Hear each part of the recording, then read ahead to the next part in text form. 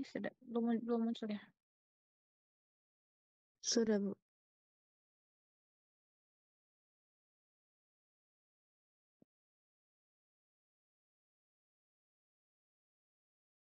Yang muncul apa soalnya? Iya, Bu, soal. Nah, soal yang ini ya.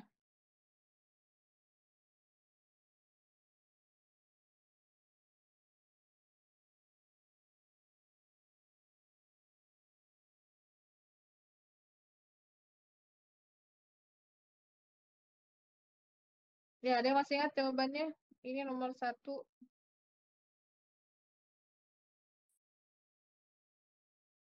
Ada yang masih ingat, Kak? Jadi jawaban itu sebenarnya ringkas-ringkas ya. Rasanya kalau dikerjakan satu halaman ya kiri apa namanya satu lembar lah. Kalau satu halaman mungkin kurang satu lembar itu cukup. Ya kalau mungkin kalau ada yang dengan gambar, ya gambarnya jangan besar-besar gitu ya.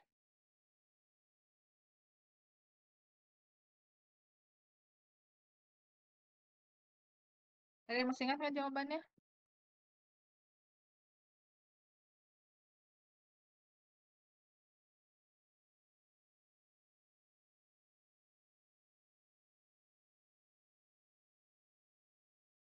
Udah lupa.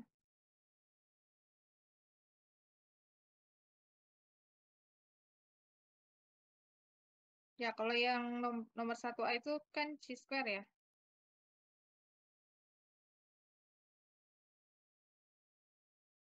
Atau kalau misalkan mungkin masih ingat lah kira-kira ya kalau ininya, kalau yang dikerjakan kemarin ya kalau misalkan walaupun tidak ingat persis ya. Ini kan saya minta bantu dengan grafik supaya apa? Supaya mempermudah sebenarnya ya. Ini kan chi dan t ya.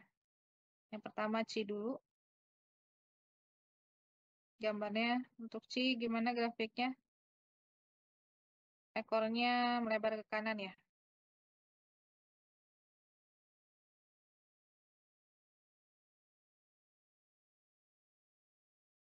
Ya ingat ya, jadi yang dimaksud dengan peluang itu ya, peluang sebesar 0,01 itu kalau dalam grafik kan luas daerah ya. Ya, jadi kita pemahaman kita tentang grafik ini nanti akan selalu dipakai ya. Jadi harus eh ya benar-benar paham lah ya tentang grafik. Nah, jadi apa? Luas daerah gitu ya. Peluang sebesar 0,01. Jadi luas daerah sebesar 0,01 itu dibatasi oleh suatu nilai gitu ya. Jadi di sini lebih dari berarti kan sebelah kanan. Kira-kira sebelah kanannya 0,01 itu ya kalau kita tahu di bawah grafik itu luasnya 1 berarti kan 0,01 kan kecil. Jadi kita kalaupun mau menggambarkan harus proporsional. Jadi 0,01 perkiraan juga segini gitu ya. Ya. Ini adalah luasnya 0,01. Ya kan 1%. Kalau luas total kan 100% atau 1. Jadi nggak mungkin kita menggambarkan 1% itu luasnya besar kan. Itu namanya tidak proporsional. Jadi usahakan seproporsional mungkin dalam menggambar ya. Nah, jadi yang akan diminta itu adalah eh, batasnya ya. Batasnya di sini dinotasikan dengan chi kuadrat alfa. Nah, yang pasti alfa di sini yang menyesuaikan dengan notasinya ini menunjukkan apa? Ya, menunjukkan 0,01 ini ya. Jadi bisa kita tuliskan ini adalah chi square-nya.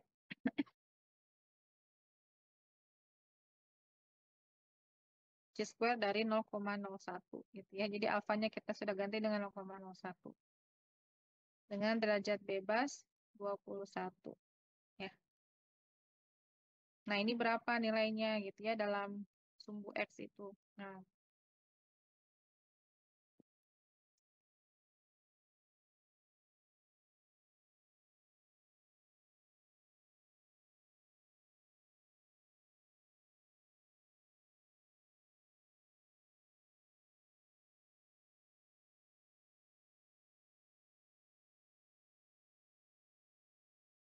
Ini sudah ganti ke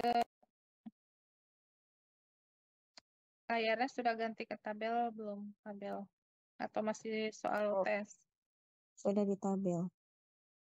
Sudah di tabel ya.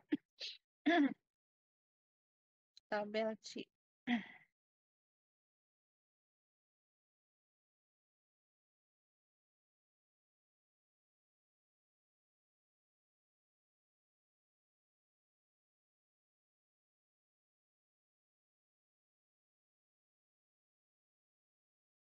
Tadi P-nya berapa? 21. Ya.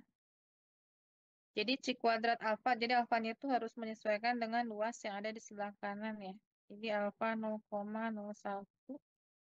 Ini T. Ini, nah ini C. Ya, sesuai dengan gambar petunjuk yang ada di tabel C ya, bahwa C kuadrat alfa, alfa itu menunjukkan luas yang di sebelah kanan. Berarti karena luas di sebelah kanan 0,01, ada di mana nih? 0,01 ini ya. Ini 0,01. P-nya 21. Jadi tinggal di, ya ini dapat langsung 38,932. Ya, yang lain siapa aja yang benar?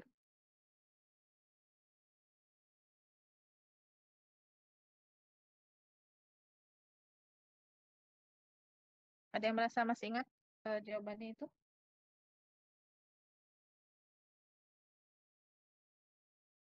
Lupa.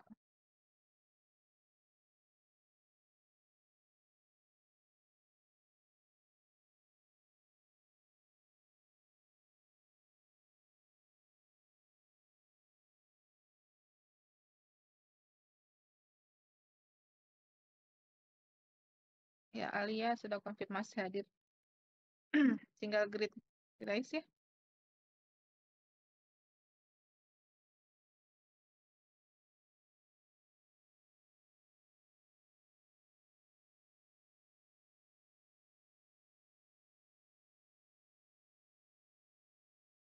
Ya, tapi ini ada kan yang benar? Ini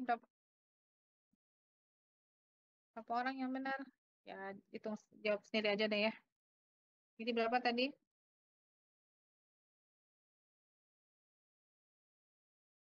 38,932 tadi ya. Ya, jadi yang ditanyakan ini. Ya, jadi ini besar 38,932 ya. Kan ini kan 0 ya. Jadi pada saat si kuadrat 38,932, maka luas daerah sebelah kanannya sudah 0,01 gitu ya. Nah, sekarang kalau bagian B itu pakai sebaran T. Kalau sebaran T kan mirip dengan sebaran normal yang bentuknya simetris ya. Nolnya di sini tengah-tengah ya. Nah, peluang berarti luas daerahnya yang berada di antara min K sampai K ya. Ini anggaplah simetris ya. Nah, jadi peluang di sini, peluang berarti luas daerahnya, tapi yang ada di tengah berarti ya, di antara min K sampai K 0,9.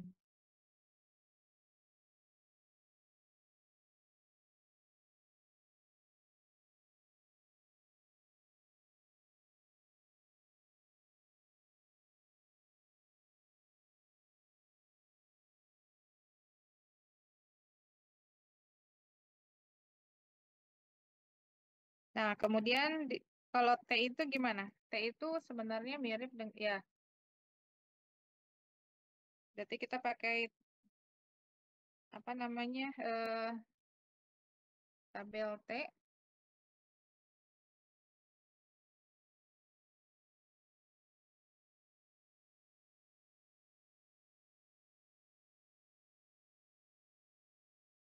tabel T di atas ya,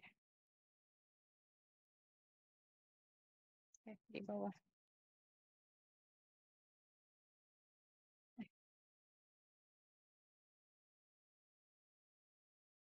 Ya, Dia juga sama menunjukkan alfa ya.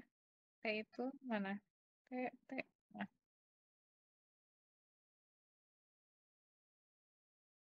ya dia T alfa berarti menunjukkan alfanya sebelah kanan ya. Nah, kalau kita pindah ke soal tadi, sebelah kanan,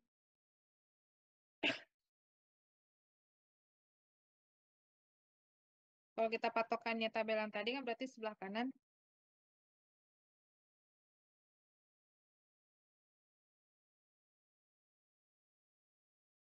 Jadi misalkan yang ini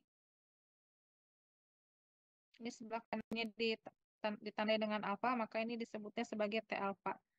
Nah, karena tabel T itu simetris, kalau di tengah 0,9 berarti kan total 1 dikurangi 0,9 itu 0,1 dibagi 2 ya. 1 dibagi 0,1 dibagi 2 berapa? 0,05, berarti ini juga 0,05 ya. Betul ya, jadi pas 1 totalnya. Nah, berarti ini alfanya sebesar 0,05, berarti kita bisa tuliskan ini adalah T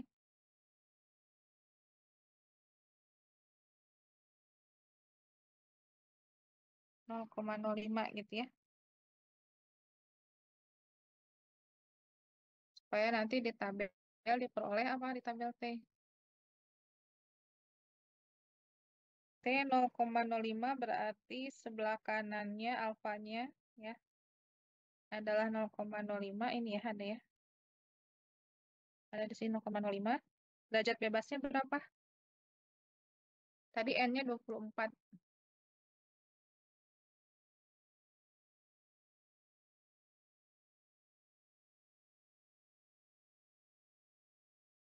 Kalau N-nya 24 berarti derajat bebasnya berapa? Apakah 24 juga atau dikurangi 1? Dikurang 1. Kurang 1 berarti 23 ya. Berapa jawabannya yang betul? 0,05 berarti ini ya. Ya, 1,714 ya. Berarti nilai T yang luas kanannya sebesar 0,05 itu nilai T-nya adalah 1,714. Berarti itu kan yang sebelah kanan ya. Yang sebelah kiri sih nggak usah dicari lagi kan. Karena dia simetris, pasti dia nilainya sama, cuman negatif gitu ya.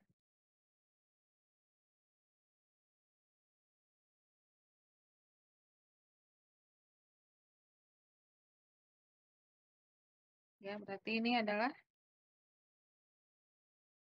sama dengan 1,714. Yang ini sama dengan min 1,714. Atau kalau mau memastikan boleh. Gimana kita memastikan ini ada nggak di tabel T? Kayaknya enggak ya. Kalau tabel T, oh iya, tabel T itu semua sebelah kanan semua ya. Jadi saya lupa juga tabel T.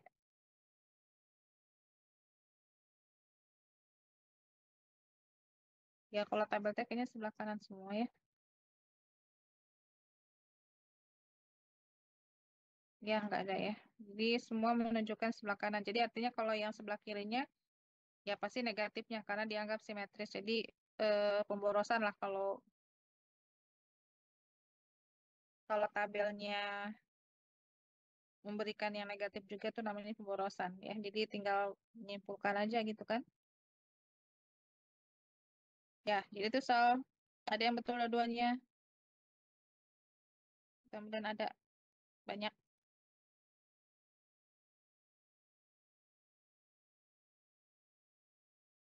ya.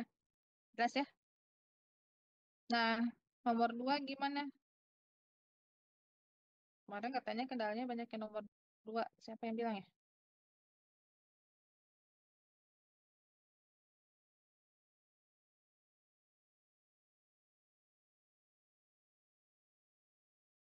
Nah, nomor 2 ini sebenarnya mirip dengan contoh yang pernah kita bahas ya. Waktu kita bahas sebaran apa? Ini kan sebaran berhubungan dengan sebaran F. Tahu dari mana ini sebaran F nomor 2?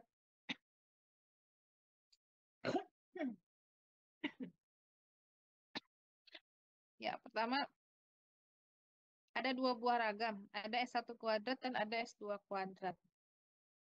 Ya, jadi ingat yang pernah saya sering mengingatkan ya, kalau berhubungan dengan rataan itu ada dua sebaran, yaitu sebaran Z dan sebaran T. Berhubungan dengan rataan itu mu ya. Kalau berhubungan dengan ragam itu ada sebaran C dan ada sebaran F. Kalau C itu berhubungan dengan satu ragam atau satu populasi. Tapi kalau ada dua ragam berarti ada dua populasi, berarti itu adalah sebaran F ya. Rumus sebaran F apa? Masih ingat rumus sebaran F? Ya, setidaknya rumusnya dulu ingat ya. Nggak perlu ingat sih sebenarnya. Lihat aja. Cukup dilihat aja. Apa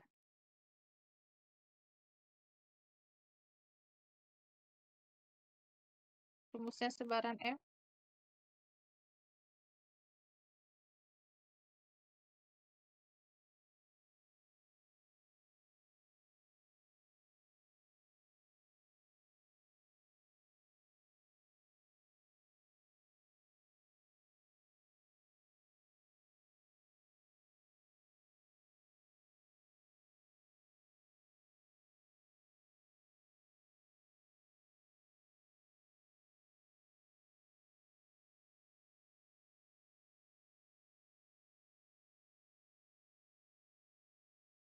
Apa rumusnya? S 2 kuadrat. Sigma 2 kuadrat.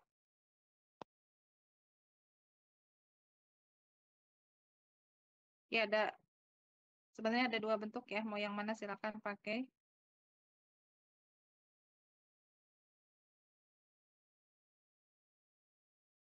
Sigma 2 dengan sigma 1, sigma 1 dengan sigma 2 di sini. Ya, ini rumus F kan? Ya.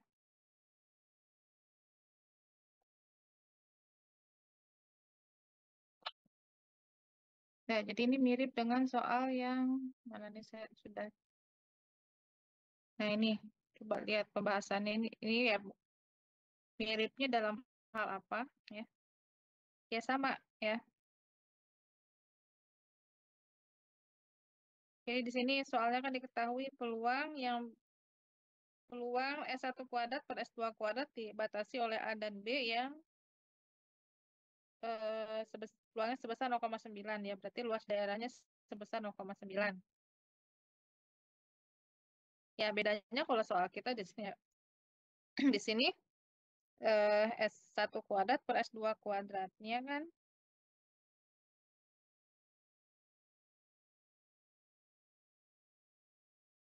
lebih dari, jadi ya sama aja sebenarnya.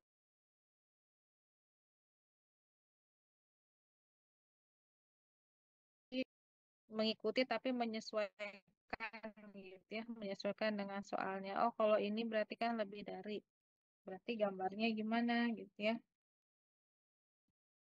Jadi kalau kemarin gambarnya, kalau di antara ya gambarnya gimana, berarti kalau lebih dari gambarnya gimana. Kalau lebih dari berarti eh, nah cuman bedanya kebaliknya gini ya. Kemarin peluangnya ada, justru sekarang yang ditanya peluangnya, berarti luas daerahnya. Berarti kalau kira-kira di sini 1,26 ya kan di sini kan 0 ya. Berarti kalau 1,26 ini berapa? Kan maksud dari pertanyaan ini kan begitu. Tentukan peluang itu adalah luas daerah. Luas daerah yang lebih dari 1,26 ini berapa luasnya? Ya. Dan kalau dalam apa? Grafik sebaran F ini kan ditunjukkan dengan alfa ya. Ini berarti ditunjukkan dengan F alfa.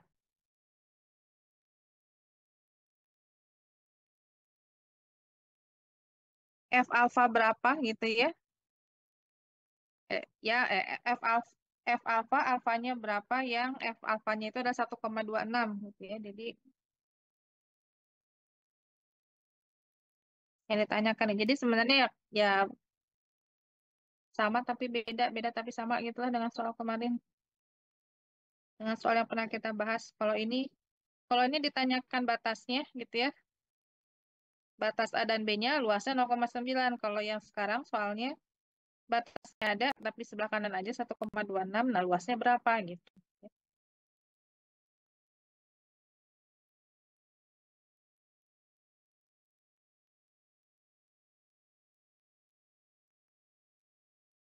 Ini saya pindah-pindah pindah PDF, ikut pindah nggak?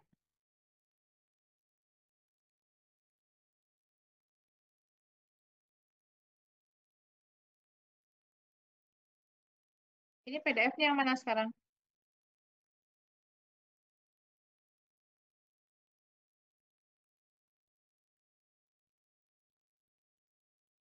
Contoh Ibu. Ya, yang contoh ya, benar ya. Ya, yang contoh, yang PPT ya. Ya. Saya takutnya saya ngomong yang lain, nggak pindah tapi layarnya nggak pindah. Jadi gimana? Langkahnya ikutin yang kemarin ya,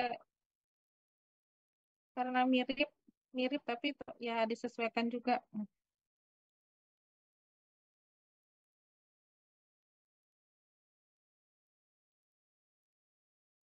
Nah, ini saya hapus dulu. Jadi ini yang mau dicari ya sebenarnya, yang mau ditentukan. Ini berapa peluangnya ya? Nah, ini kan sedangkan rumus F kita kan yang ini.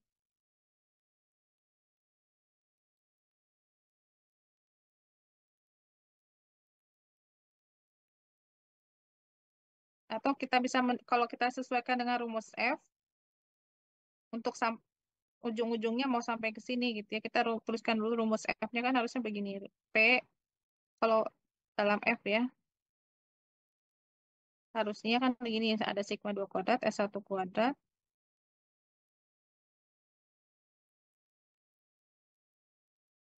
per,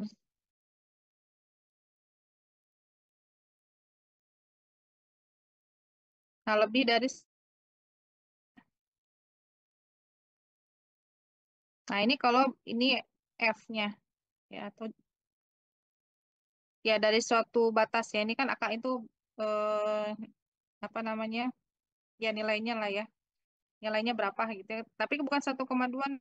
Kenapa 1,26 itu kan kalau ini S1 kuadrat per S2 kuadrat. Padahal sebenarnya rumus F itu begini. Jadi gimana supaya kita menyesuaikan di sini? Berarti kan kita modifikasi ya. Persamaan ini kita modifikasi supaya ini yang tinggal yang ini S1 kuadrat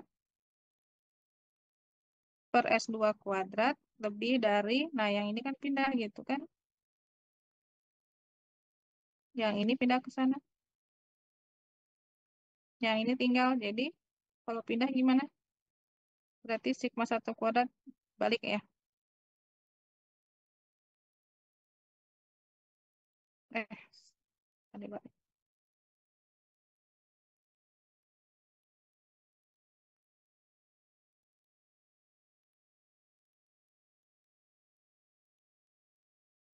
Bukan dipindah, maksudnya gini.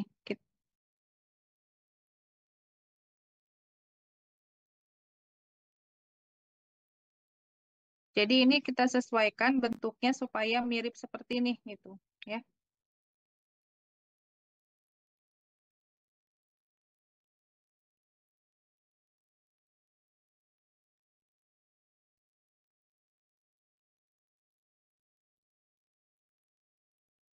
Saya hapus saja dulu yang ini.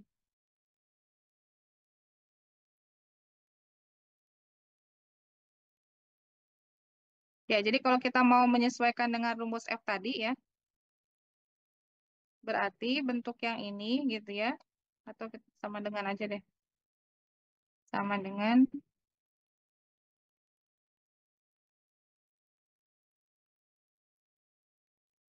jadi S1 kuadrat per S2 kuadrat ini dikali dengan sigma 2 kuadrat per sigma 1 kuadrat. Jadi kita kali dengan ini. Ya, kalau sebelah kiri ditambahkan gitu ya, berarti kan yang sebelah kanannya juga harus ditambahkan gitu kan. Nah, berarti di sini juga ditambahkan sigma 2 kuadrat. Bukan ditambahkan, ikut dikalikan. Sigma 1 kuadrat kali 1,26 gitu ya. Ya, jadi mungkin ini lebih jelas lah.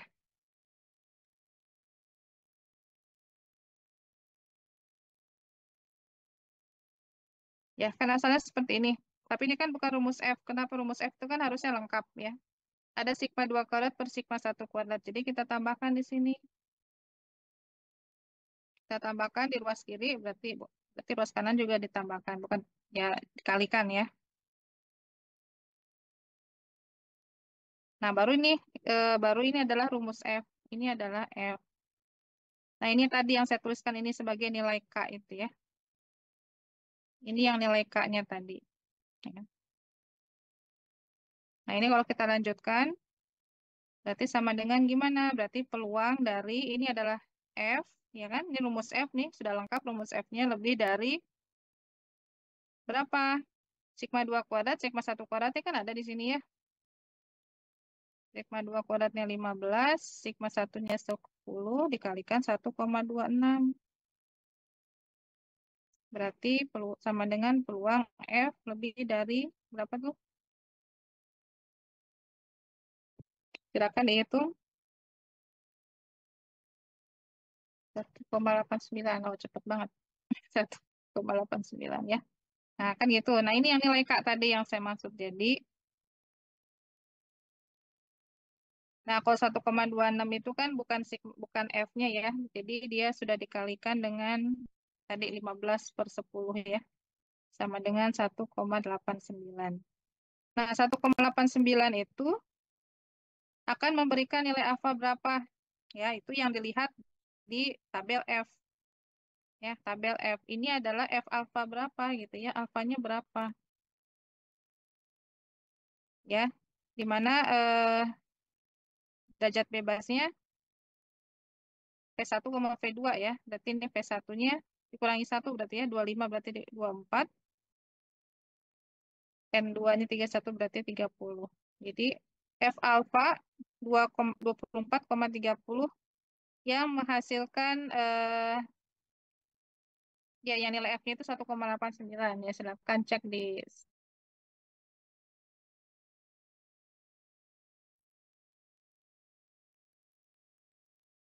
F.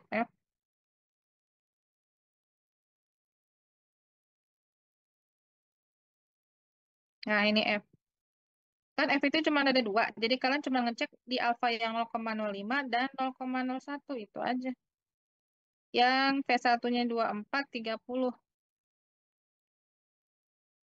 Ini masih yang 0,05 ya. 24. 24 ada, 30 ada agak ke bawah ya. Nah, ternyata 1,89 ya langsung ketemu. Jadi kalau kita nggak perlu ngecek yang alfa yang 0,01 ya. Ternyata 1,89 udah ketemu nih.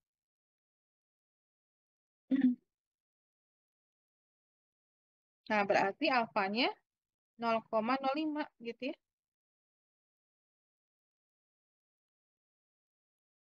Alfa 0,05 itu apa? Ya berarti ini luas daerahnya. Luas daerah itu apa ya? Peluang yang mau ditanyakan tadi ya. Ya, jadi ini adalah sebesar 0,05 ya. Udah itu ya jawabannya ada yang betul nggak? Jadi dasar ini jawabannya ternyata sebaris tuh bisa gitu ya. Nomor 2 ya dengan gambar berapa baris lah ya. Bantuan gambar.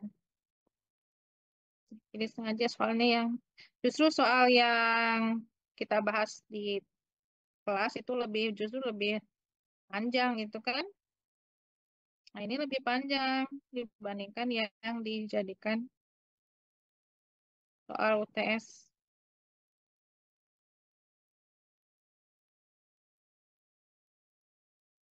Ya, oke, ada dua benar. Saya hapus ya. Saya hapus lagi.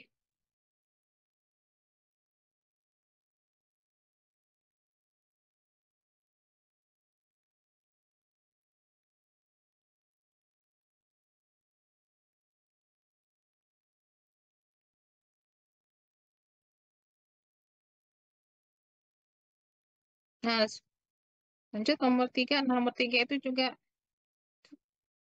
berapa step itu tinggal lihat dari yang udah ada benar-benar ya. Benar-benar sudah pernah apa sudah dibantu di yang dari yang pernah kita kerjakan.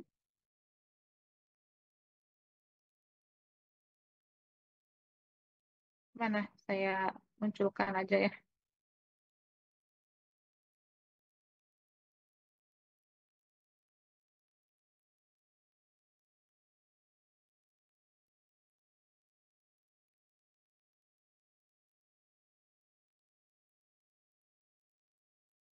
Bukan percontohan ya, apa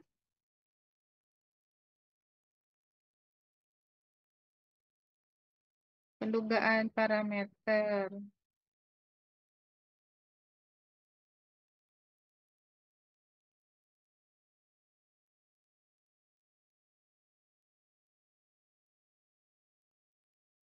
Nah, ini sudah muncul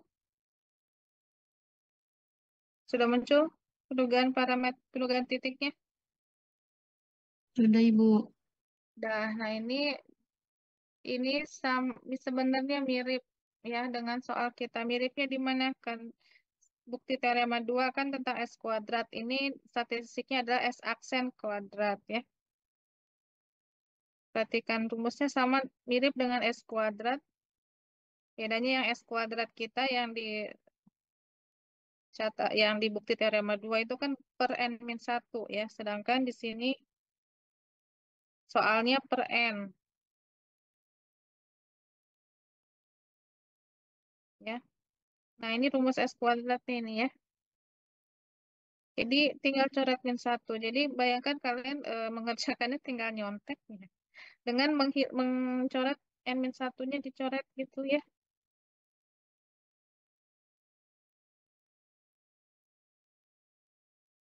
Ya, jadi kalian tulis ulang yang sudah pernah dikerjakan ini dengan mengganti dengan ini tambahin S aksen gitu ya. Ini S aksen kuadrat, ininya coret gitu ya. Terus nanti mulai dari yang ditunjukkan kan S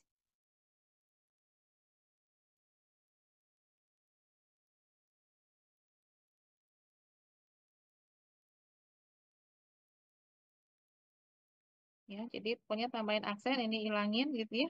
Yang ditunjukkan kan ini sebenarnya adalah harapan dari S aksen gitu ya. Ini rumusnya, ini coret. Pokoknya contek habis aja gitu ya.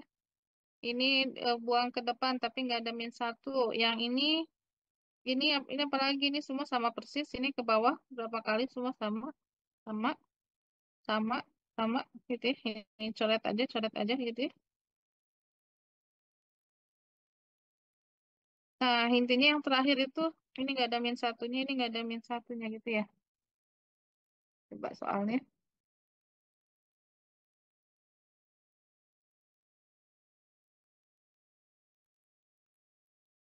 N-1 per N. Oh ya, berarti coba. Oh ya, di sininya sih sama ya, karena di sininya sama.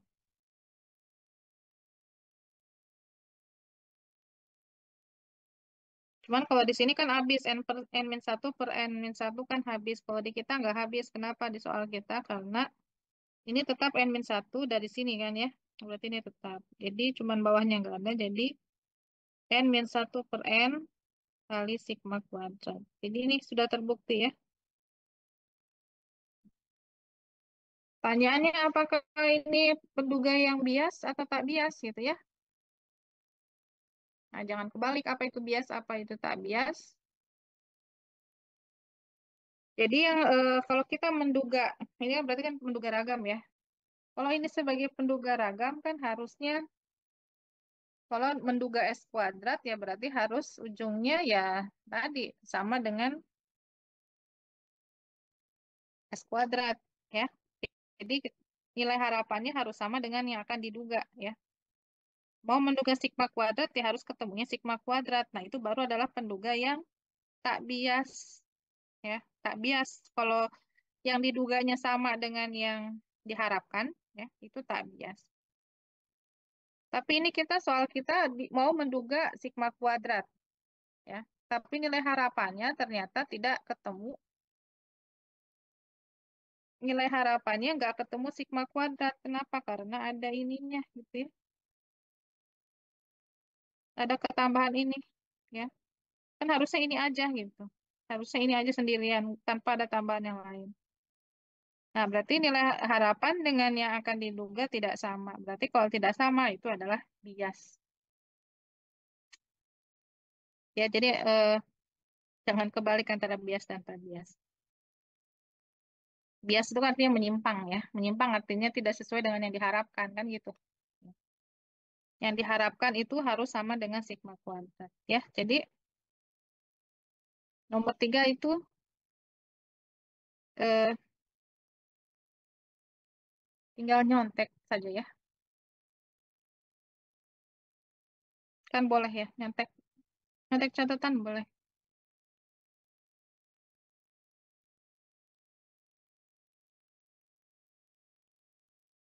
Dah, 3 benar.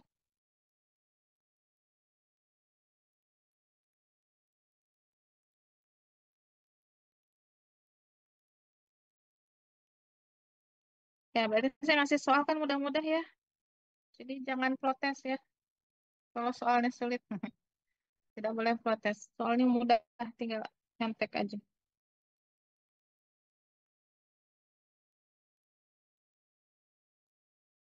Ya, nomor 4 dan 5. Ya, nomor 4,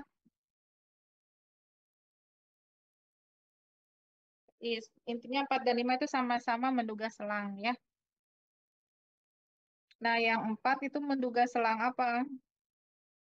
Menduga selang untuk rataan. Jadi, pertama yang dicek itu adalah apa dulu yang mau diduga, yang mau diduga parameter itu kan dua aja, dua kemungkinan apakah rataan ataukah ragam.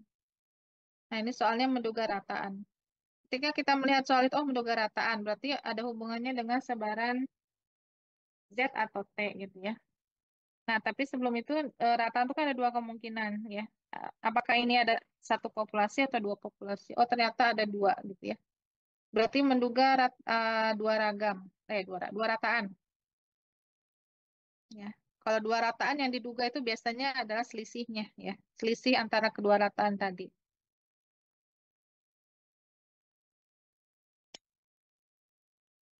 Berarti kalau lihat apa catatan kita yang waktu itu ya, ringkasan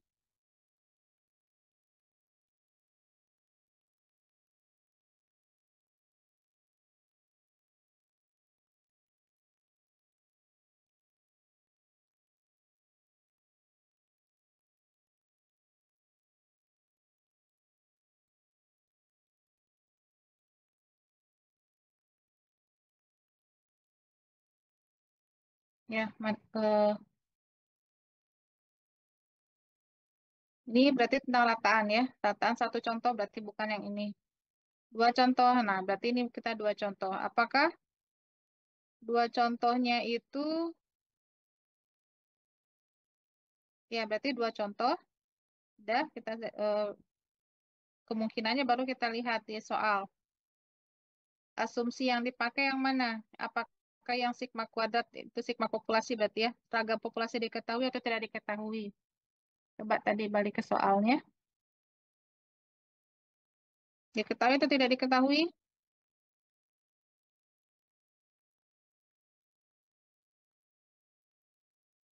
Ya, diketahui atau tidak diketahui di soal? Coba dijawab. Yang mana?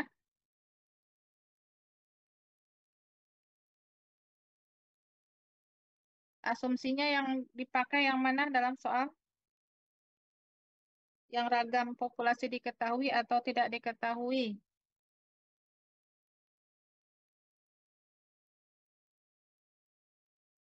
Coba pilih yang mana? Siapa yang mau jawab? Siapa yang mau jawab nih? Udah enggak?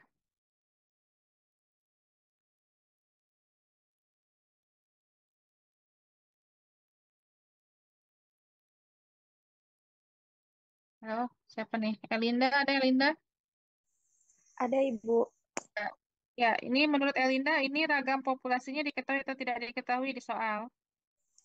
tidak diketahui. Tidak diketahui.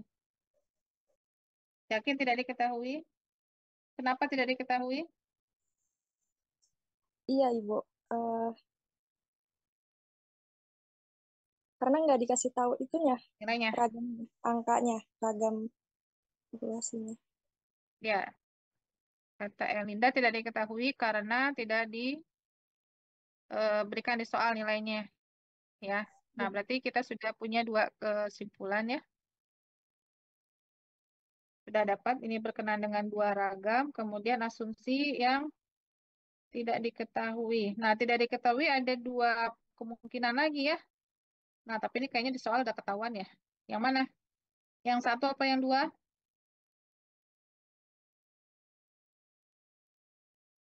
Ya udah lanjut Elinda yang Satu. mana? Siapa tadi jawab? Yang satu, Ibu. Yang satu ya. Jadi sudah ada di soal. Ragam tidak diketahui dan kedua ragam tapi diketahui sama ya. Nah, yang mana yang dipakai? Yang ini ya. Nah, ini. Yang ini yang paling bawah. Jadi selangnya ya tinggal diganti aja satu dua dengan B dan A ya. Ini soalnya kan apa ini? Soalnya mu B kurangi mu A ya.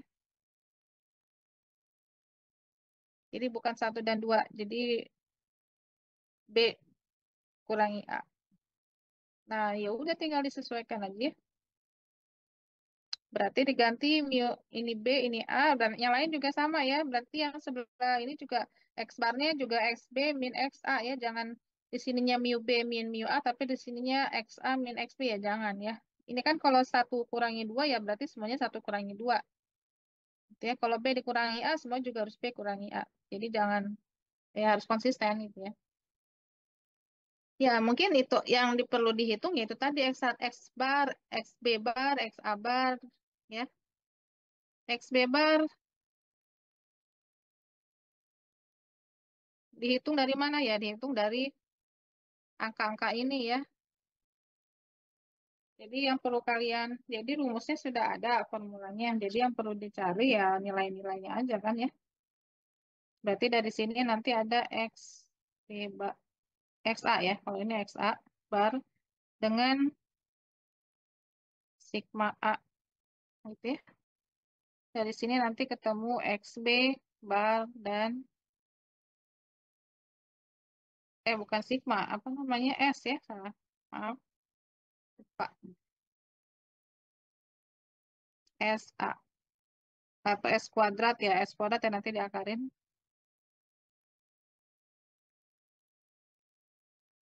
Di sini ada SB.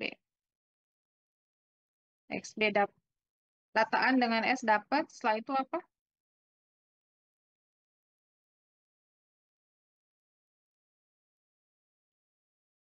XB, XA ada, SP mungkin ya, SP belum ada. N ada, N ini sama kayaknya ya. SP mana SP? SP rumusnya ini. Masukin N1, NB, N1 berarti NA, S1 berarti SA. Nah, ini sudah tinggal masukin dapat SP, masukin ke sini SP. Mungkin yang dicari yang perlu ditentukan adalah T alfa ya. Oh, ini alfa per alfa sih, alfa per 2 maksudnya ya. Alfa per 2. Ya, ini kan benar alfa per 2, kok ini jadi tipe, maaf, tipe. Ya, T alfa per 2.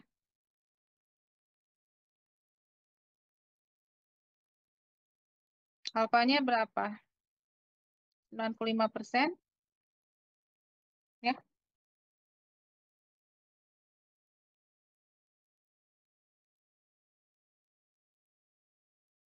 95%. Berarti kalau dibagi 2, 5% dibagi 2 berarti 0,025 ya. 0,025. Berarti T-nya cari T 0,025 dengan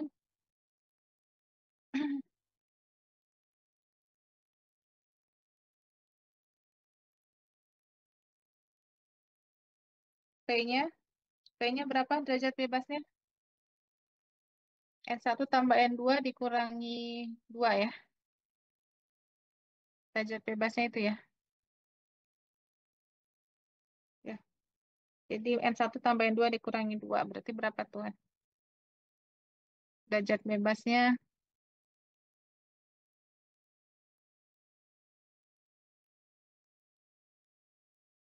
N-nya berapa? 15, berapa?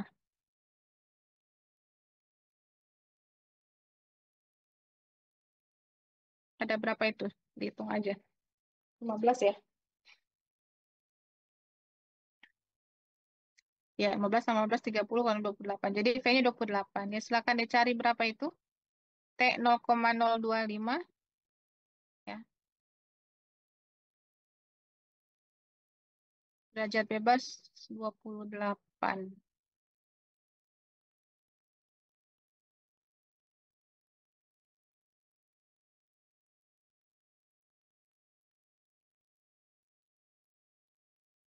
0,025.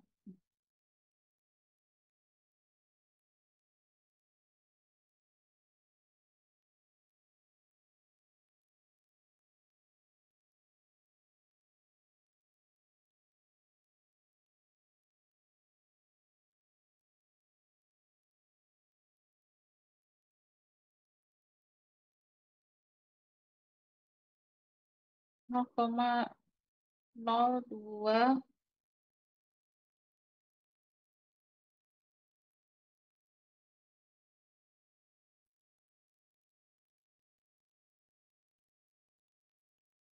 Kalau 0,0, ini apa ini? Oh, ini mah ya, T ya. T ya, mana T? Oh, ini. Oh, ini 0,025, V-nya 28 nih. Ya, ini 2,048. Dah, nilainya ada semua, berarti kan tinggal dimasukkan ke dalam rumus ini ya. Jadi selangnya ya berapalah kemarin ya. Tergantung kalian hitungnya kalkulatornya benar atau enggak ya.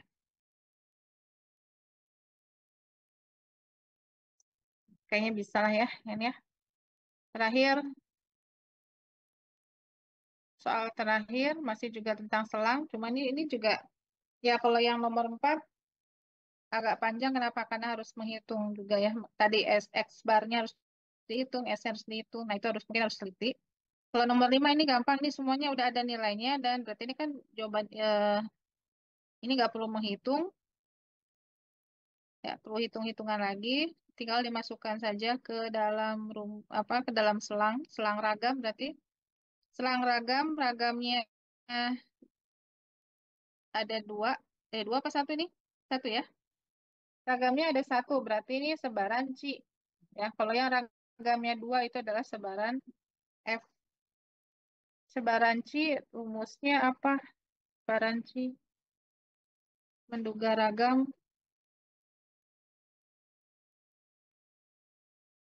Ragam satu contoh, nah ini. Ini yang di kotak yang di bawah ya. N-1 S kuadrat. N-nya ada, S-nya udah ada juga. Ya, yang nggak ada, cuman C square-nya aja ya. Jadi kalian cuma mencari C square. C square-nya berapa? Alfa per 2. Kalau 98% berarti kan 2% dibagi 2, 1%. Berarti C untuk 0,01 dengan derajat bebas.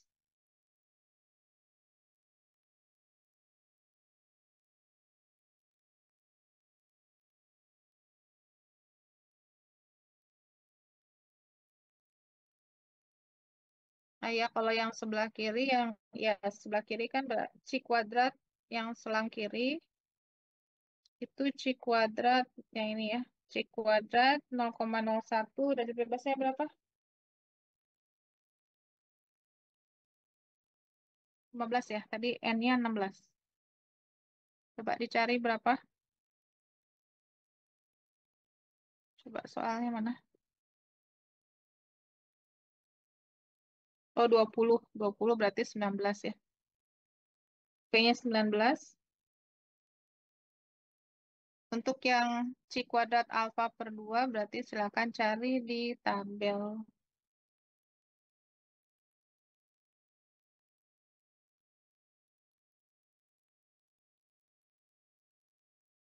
0,01.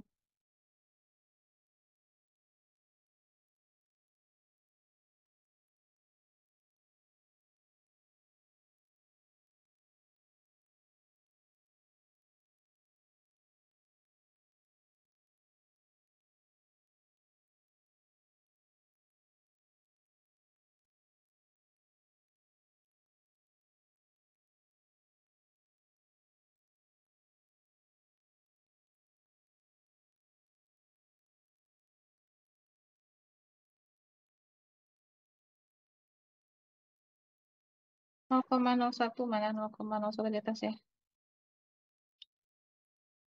T, ini T, oh di bawah berarti. C.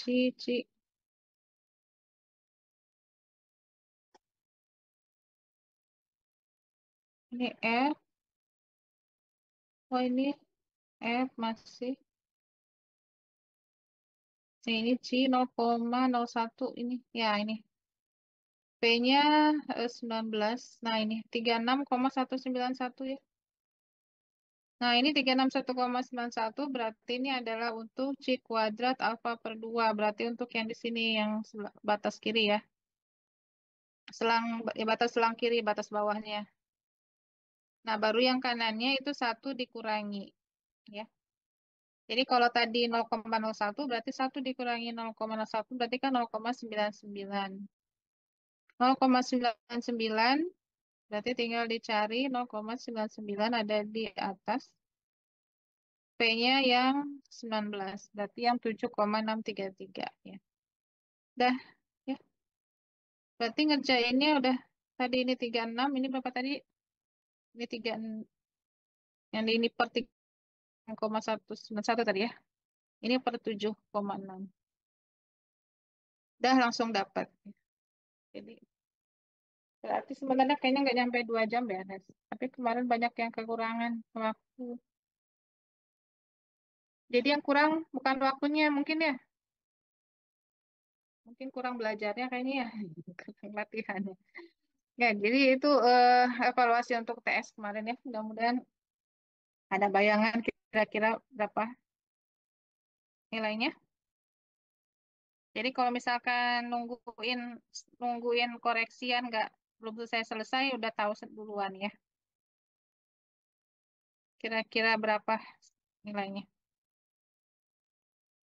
Atau nanti di akhir nggak nanya lagi nilainya berapa gitu ya.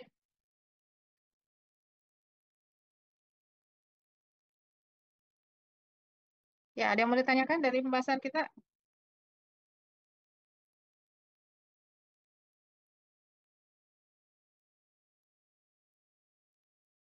Nah, jadi ini evaluasi untuk kedepannya. Eh,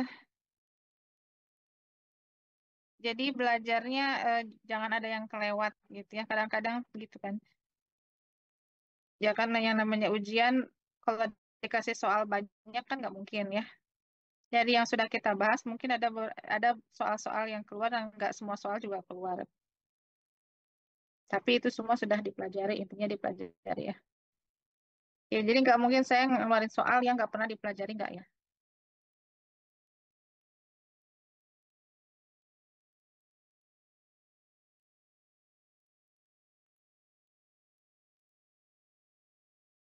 Ya, kalau tidak ada kita lanjut nih materinya.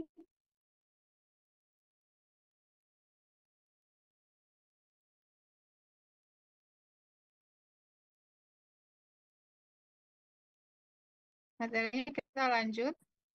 Yaitu ya kendalanya yang dikhawatirkan ketika saat online itu ya pada saat absen ada gitu ya, tapi ketika di pertengahan dipanggil ya ada suaranya gitu ya. Mic-nya mungkin tiba-tiba rusak. Bukan mic-nya rusak orang. Nah, itu dua kemungkinan itulah ya. Orangnya menghilang atau mic-nya rusak. Ya nanti makanya kita coba lagi perkuliahan offline ya. Ya online itu kalau memang betul-betul ada kendala.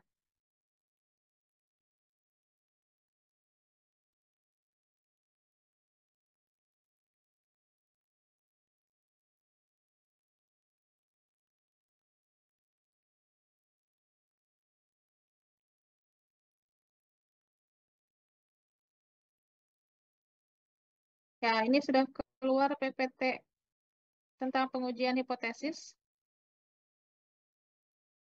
Sudah, Ibu. Sudah ya.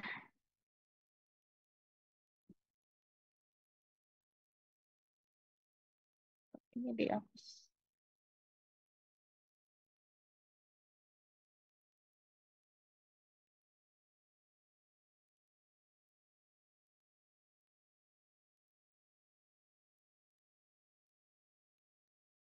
Ya, jadi kita masuk ke model hipotesis. Mungkin di mata kuliah apa statistik satu lagi yang sama Bu Nurul itu statistika apa namanya statistika penelitian ya.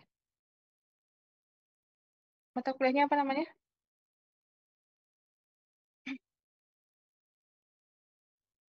Statistika penelitian pendidikan. Ada yang mau cerita sampai sekarang sejauh mana ininya pembahasan statistika penelitian pendidikan? Apakah ada kaitan nanti dengan yang kita pelajari gitu? Mungkinnya saya ingin tahu pembahasannya sampai mana. Ada yang mau jawab? Ya, bukan jawab. Ada Kayak yang mau. uji ANOVA ya, Bu. Oh, udah jauh berarti ya. Sebenarnya itu udah lebih eh ya sudah lebih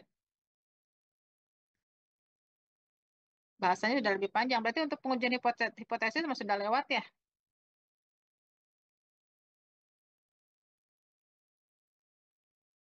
Berarti kalian langsung ke data atau gimana? Langsung mengolah data, dikasih data langsung diolah gitu? Langsung praktek ya? Saya dikasih materi dulu, Bu. Nanti kita praktek. Pakai apa pengolahan statistiknya? Manual atau pakai aplikasi? Pakai SPSS, Bu. Nah, pakai SPSS ya. Jadi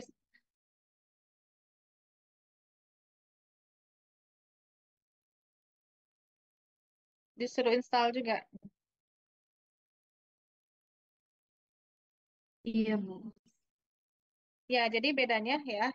Nah, kalau kita di sini kan manual. Kenapa kita nggak pakai aplikasi? Aplikasi kalian nggak peduli rumusnya apa, ya kan? Kalau dikasih data, gitu ya, dikasih data, masukkan aja semua data, kemudian ikuti aja apa namanya prosedurnya, gitu ya, kan semua prosedur sudah ada ya di menu. Kalau mau menguji normalitas pakai apa gitu ya. Kalau mau menguji ya tadi uji ANOVA ya juga sudah ada, gitu kan? Ya semuanya sudah tersedia gitu ya. Nah, nggak peduli yang mengolah itu rumus yang di dalam yang dipakai rumusnya apa nggak perlu tahu ya. Jadi artinya eh, nggak harus belajar secara teori ya. Ya, jadi ini kombinasinya jadi sebenarnya bagus juga ya, pas gitu ya. Jadi dengan aplikasi sudah ada, artinya maksudnya materinya tidak tumpang tindih gitu ya, tapi saling menguatkan. Satu secara teoritis, di sini kita belajar secara teoritis, kita belajar rumusnya. Kalau di statistika penelitian, ya pakai aplikasinya. Nah, sebenarnya sih saya nggak tahu apakah dibolehkan gitu ya menggunakan SPSS karena SPSS itu kan berlicense ya. Kalau dulu itu rasanya sih masih manual. Ya, dengan bantuan Excel ya. Manual Excel itu sebenarnya manual. Excel sendiri sebenarnya ada ya, rumusnya juga ada. Beberapa uji statistik tuh ada gitu ya, yang bisa langsung. Tapi manual juga bisa gitu ya. Pakai rumus bisa. Jadi kita sendiri yang menginputkan rumusnya. Jadi ada dua opsi.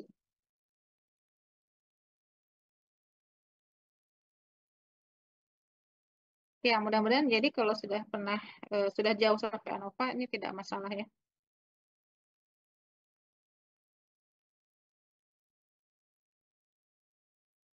Ya, ini kayaknya sih sudah pernah ya pada saat ya kita statistik inferensial itu sudah dibahas dari mulai materi yang sebelumnya ya, dari mulai dengan apa pendugaan parameter itu juga sebenarnya sudah berkaitan dengan statistik inferensial ya, yang berhubungan dengan penarikan kesimpulan ya. Jadi menduga parameter juga kan termasuk eh, suatu tindakan mengambil suatu kesimpulan ya, menduga, menyimpulkan. Ya, jadi yang konsep yang pertama untuk pendugaan parameter kan sudah kita bahas ya. Yang berkenaan dengan statistik inferensial sekarang yang pembahasan yang kedua ya, yang berkaitan dengan pengujian hipotesis.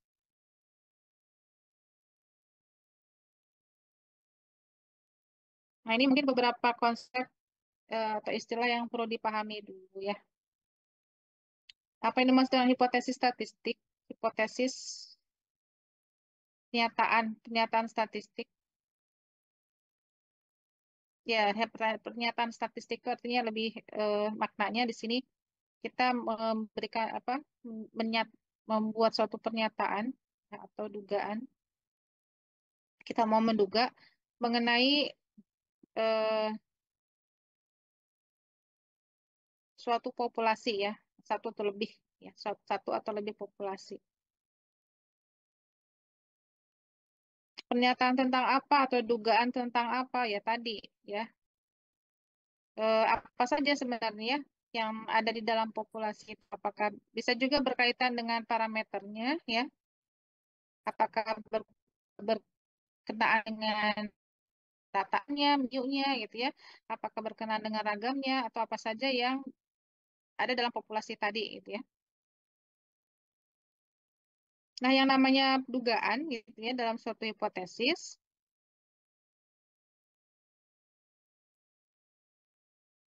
Nah, di sini dikatakan benar atau salahnya itu ya tidak kita nggak mungkin tahu gitu ya, kecuali kecuali apa kalau ke semua populasi itu kita teliti gitu ya atau kita observasi. Sedangkan pada kenyataannya populasi itu kan cukup banyak ya. Objek yang akan kita teliti itu populasinya itu sendiri pasti banyak ya. Apakah manusia gitu ya dalam suatu kota aja sudah cukup banyak. Apalagi satu negara ya. Ya kecuali kalau satu RT mungkin masih bisa. Satu RT berapa kakak ya mungkin semuanya kita misalkan pendapatannya dalam satu RT ya mungkin kita bisa tahu ya.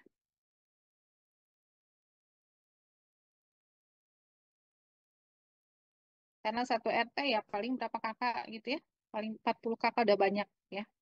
Itu bisa di 40 itu bisa kita tanya semuanya satu-satu gitu ya. Tapi kalau satu negara ya berarti kan nggak mungkin ya, mustahil. Jadi kalau mau tahu pendapatan per kakak gitu ya dalam satu negara, kepala keluarga, satu keluarga, ya nggak mungkin kita tahu tanpa kita kebenarannya itu kita nggak mungkin tahu. Tapi kalau kita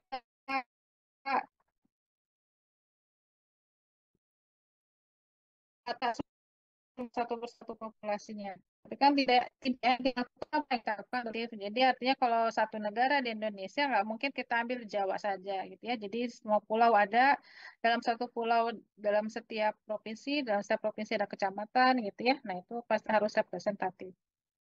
Ya, jadi kebayangnya apa yang dikerjakan dalam hipotesis statistik itu seperti itu dalam melakukan pendugaan ya.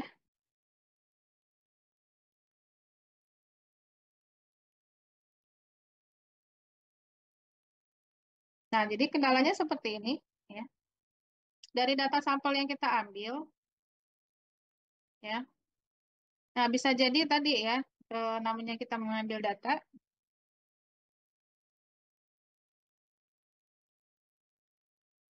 Jadi bisa data yang kita ambil itu bisa mendukung hipotesis kita atau bisa juga tidak mendukung ya. Artinya mendukung hipotesis ya berarti artinya eh, data itu representatif atau ya bisa gitu ya dijadikan kesimpulan untuk suatu populasi. Kalau tidak mendukung ya berarti artinya data yang kita ambil ya bisa jadi tidak sesuai ya, tidak mendukung eh, nilai yang sebenarnya juga apa hipotesis yang sebenarnya ya.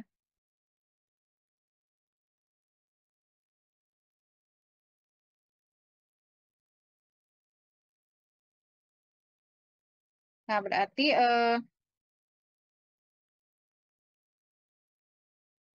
ketika kita tadi ya apa data yang diambil dari sampel tadi itu tidak mendukung hipotesis ya berarti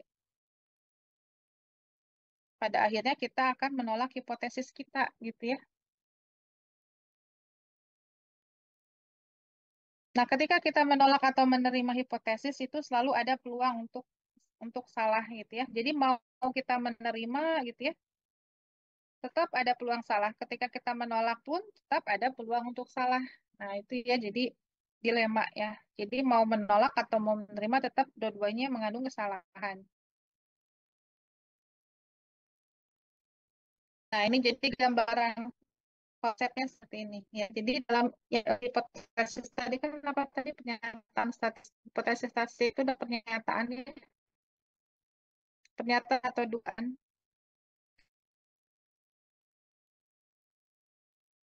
Ada yang disebut dengan Han, H0 gitu. Kalau ditulisnya H0 ya, H0 hipotesis nol sebenarnya, nolnya nol.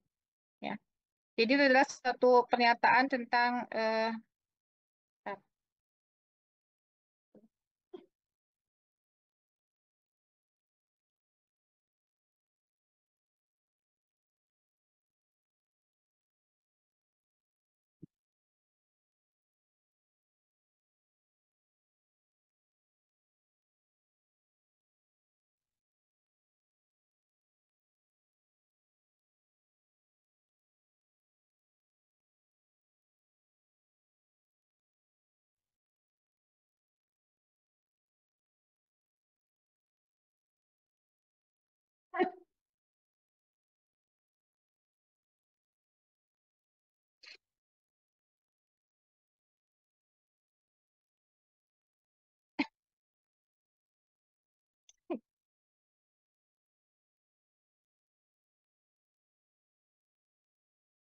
ya tadi apa hipotesis yang pertama adalah yang disebut dengan hipotesis null, H0 gitu ditulisnya ya, notasinya H0.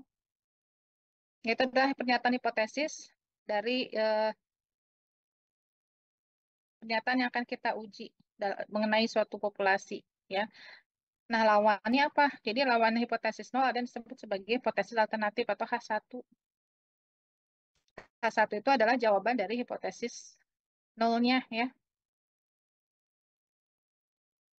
Jadi yang mau kita apa namanya? Biasanya yang dijadikan jawaban dari pertanyaan kita ya. Jadi kita kalau melakukan eksperimen kan kita punya pertanyaan. Nah, jawabannya itu ya ada di dalam H1-nya itu ya dalam hipotesis alternatif.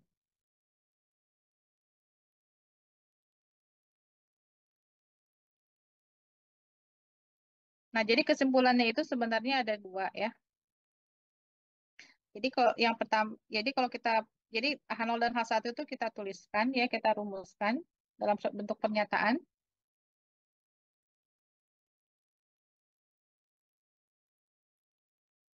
Jadi biasanya kan yang menjadi harapan jawaban dari eksperimen kita kan H1-nya itu ya, hipotesis alternatifnya. Jadi kalau kita ingin apa namanya, ingin menyimpulkan H1 ya berarti kan kita menolak H0-nya ya. Nah, di sini ya harus didukung oleh bukti dan data sampel yang cukup ya.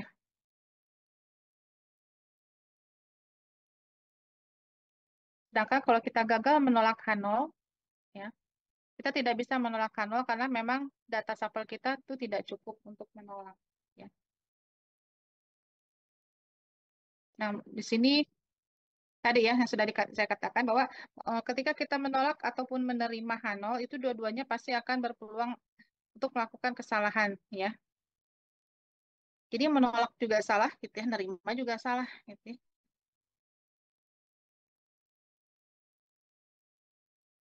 Nah, mungkin di sini ya apa namanya konsep pemahamannya itu agak-agak ya perlu dipikirkan pelan-pelan gitu ya. Jadi pertama kita menolak H0 ya. Kita menolak H0 pada saat sebenarnya H0 kan kita nggak tahu benar salahnya itu kan kita tadi tidak tahu kan ya. Jadi anggaplah kita nggak tahu apa-apa tentang H0.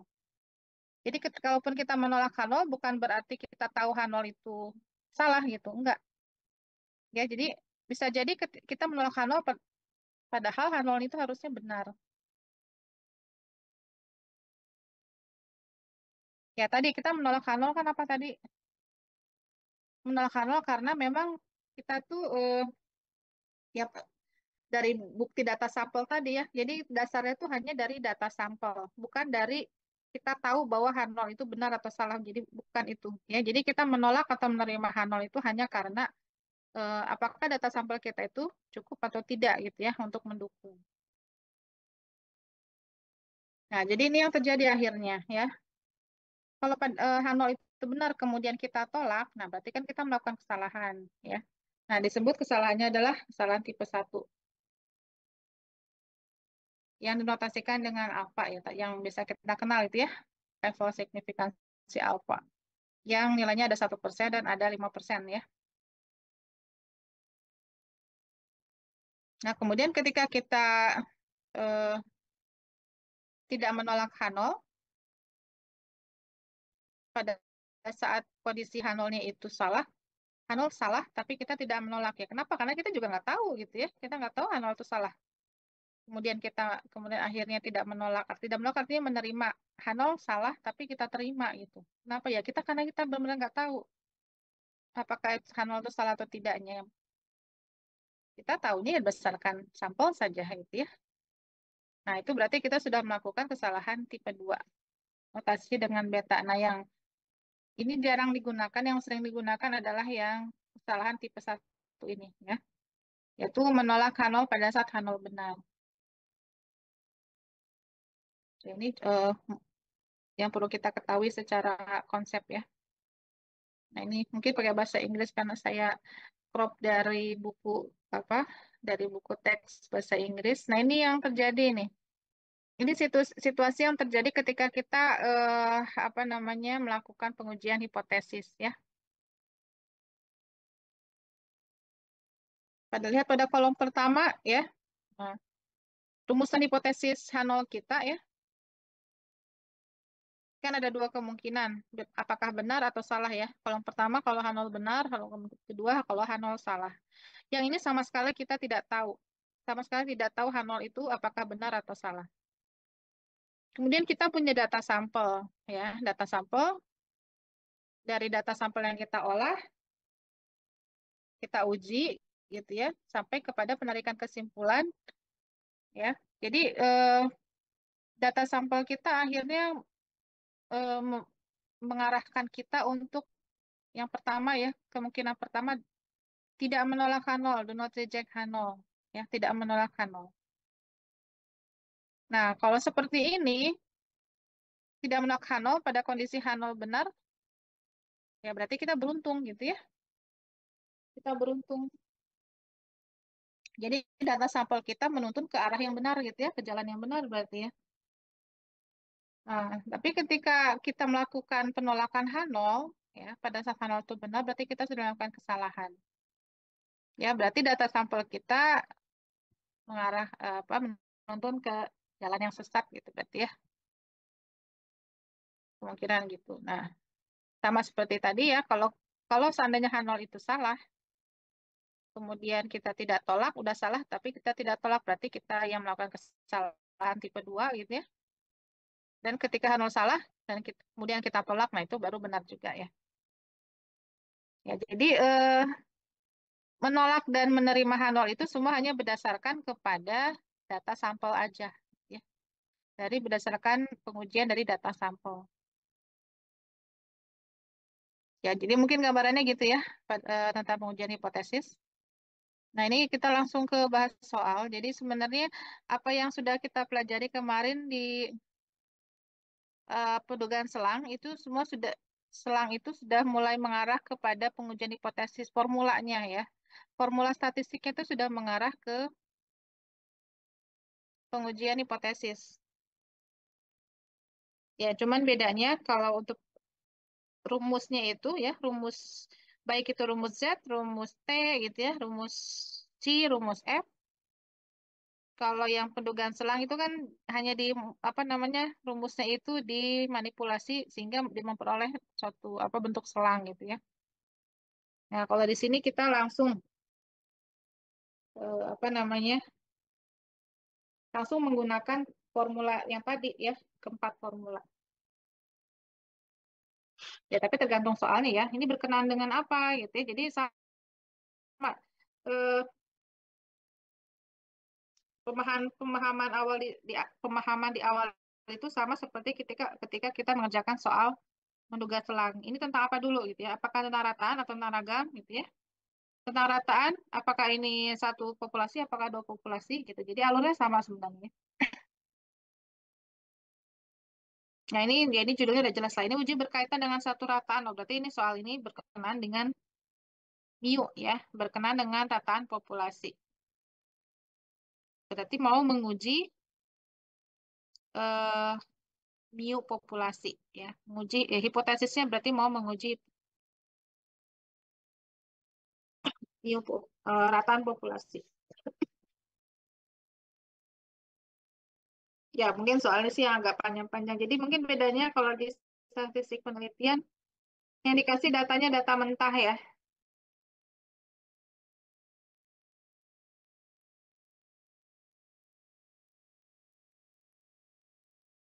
Data mentah ada datanya, masukkan ke apa tadi? Ke SPSS ya. Kemudian diolah ya. Tapi kalau di sini biasanya kita ya kalaupun ada soal datanya nggak banyak gitu ya. Apalagi di sini udah semuanya sudah ada nilainya.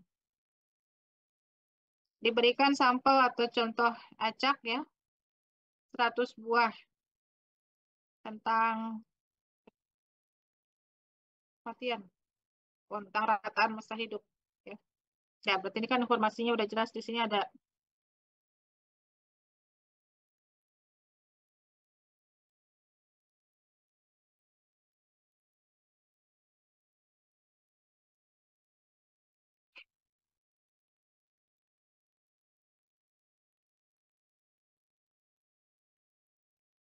apa aja ini?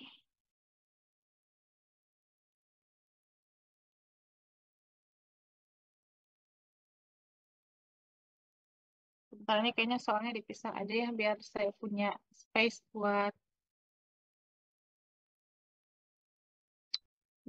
buat nulis.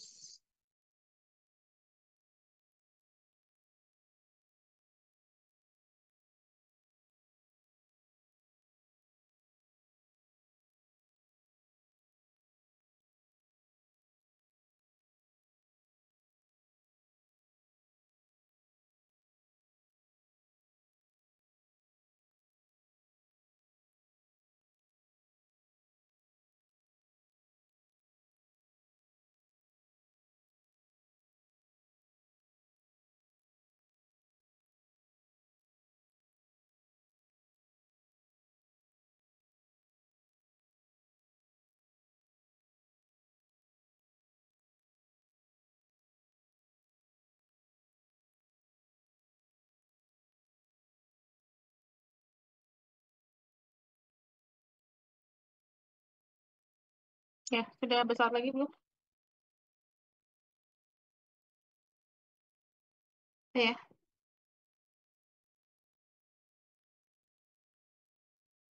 ya jadi informasi apa aja yang ada dalam soal di sini?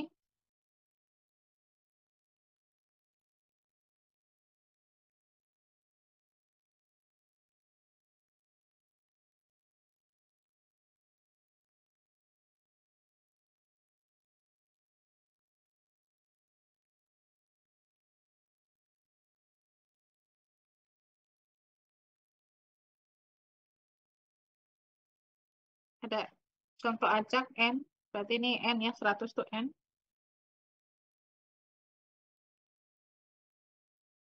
71,8 itu apa? Rataan masa hidup yang diperoleh dari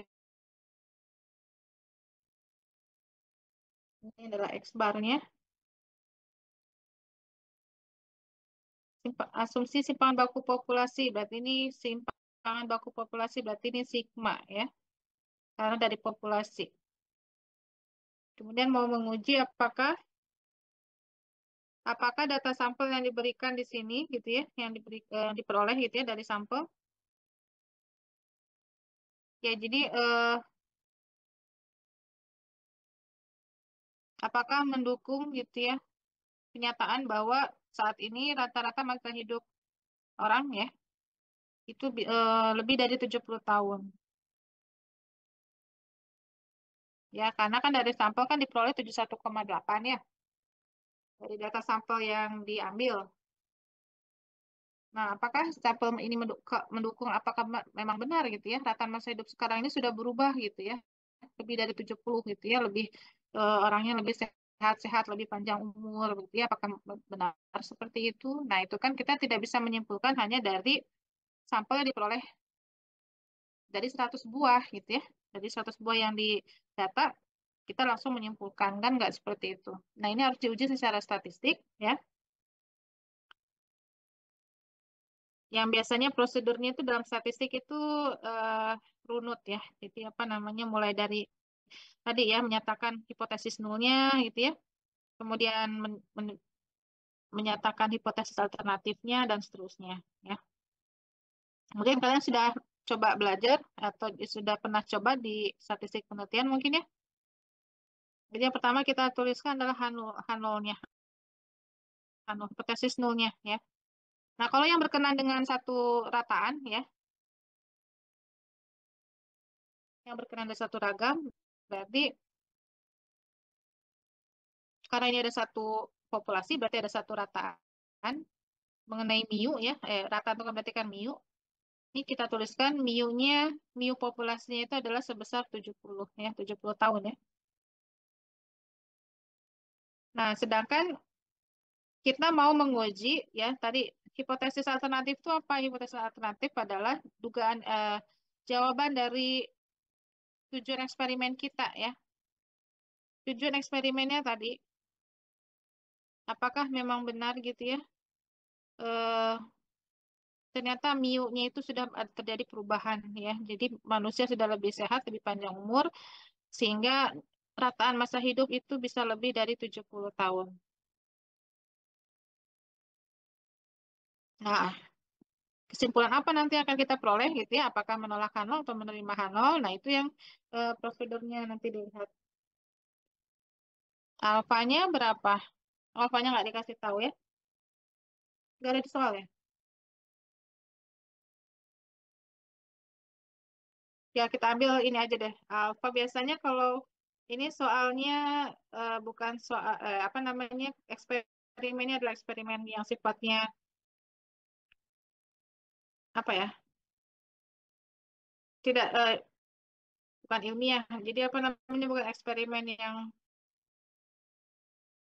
berkaitan dengan hal yang itu ya, dengan nyawa atau apa. Biasanya itu kan 1%. Tapi ini kalau misalkan sifatnya tidak seurgent itu ya, kita ambil misalkan alfanya 5% ya. Atau nanti saya tambahkan di soal kalau perlu ya. Tapi kalau mau dikerjakan 1%-nya juga nggak apa-apa, jadi nggak masalah. Kita ambil apanya 5% aja dulu ya. Nah, kemudian, nah tadi ya, ini berkenaan dengan rataan, berarti ini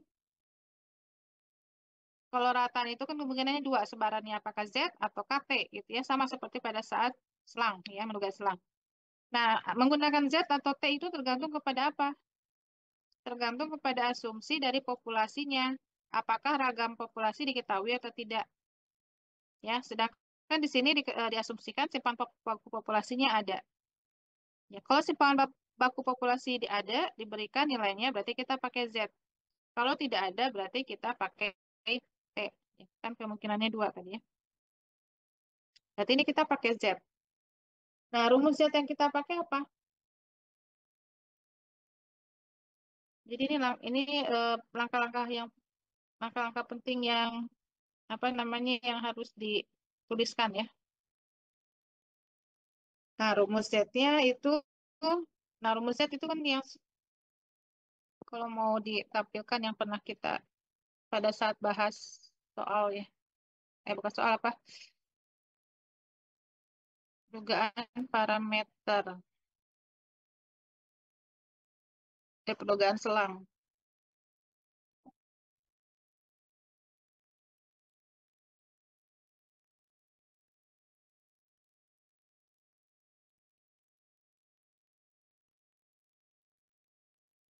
Perdugaan selang,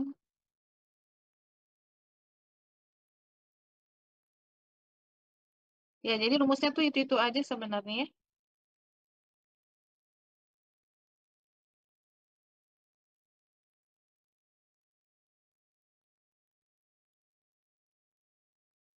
Ya, ini rumusnya yang mana rumus Z?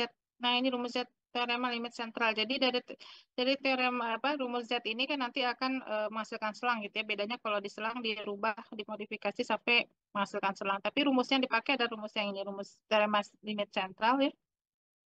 Ya, Z-nya adalah X bar min mu per sigma per akar N ya.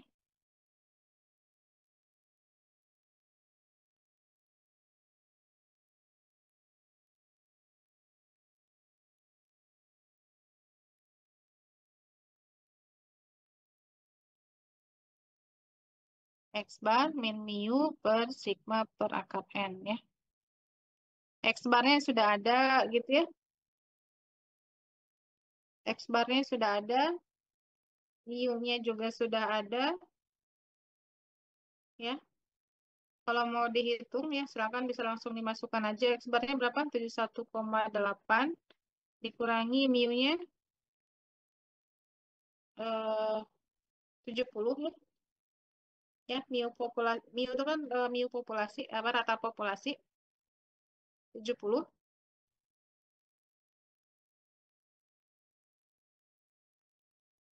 Walaupun kita tidak tahu 70 itu benar atau salah. Jadi kalau kita menuliskan mu-nya 70 itu bukan berarti mu-nya benar 70 ya. Justru itu yang eh, mau kita uji ya. Karena dugaannya adalah 70. Ya, yang jadikan patokan adalah mu-nya 70. Sigmanya 8,9 akar N berarti akar 100. Ya, coba silakan dihitung berapa ini nilai Z-nya.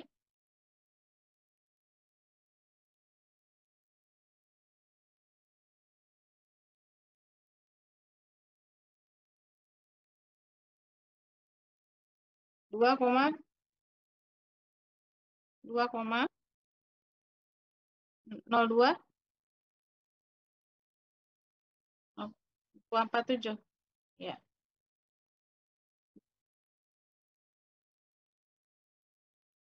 2,22.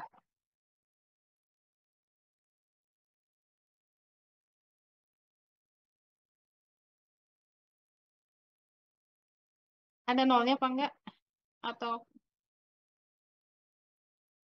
dua nol duanya dua kali gitu maksudnya gitu ya. Nah, itu adalah nilai hitung Z-nya ya ketika sudah kita masukkan semua data yang ada ya.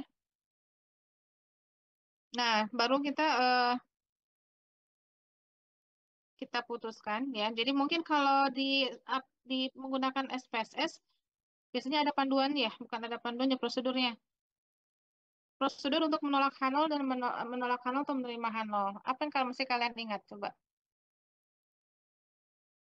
Apa yang sudah pernah diajarkan waktu sebelumnya yang pernah kalian gunakan sebelum Manopa kan anakmu udah jauh ya. Ya.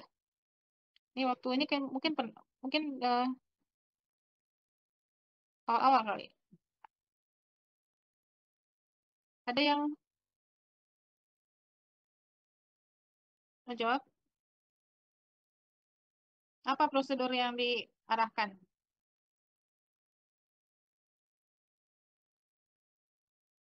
Atau sebenarnya pernah nggak sih tentang hipotesis ini di statistik penelitian pendidikan pernah nggak?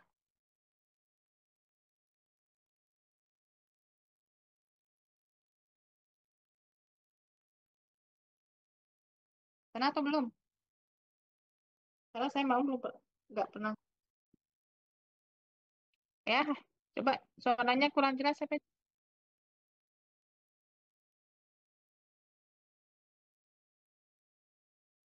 Ya, kalau nggak salah, ini siapa yang jawab nih? Suara siapa ini? Halo, halo, suara siapa tadi? Oh, Amsal. Kalau nggak salah, bagaimana tadi Amsal? Kalau nggak salah, benar.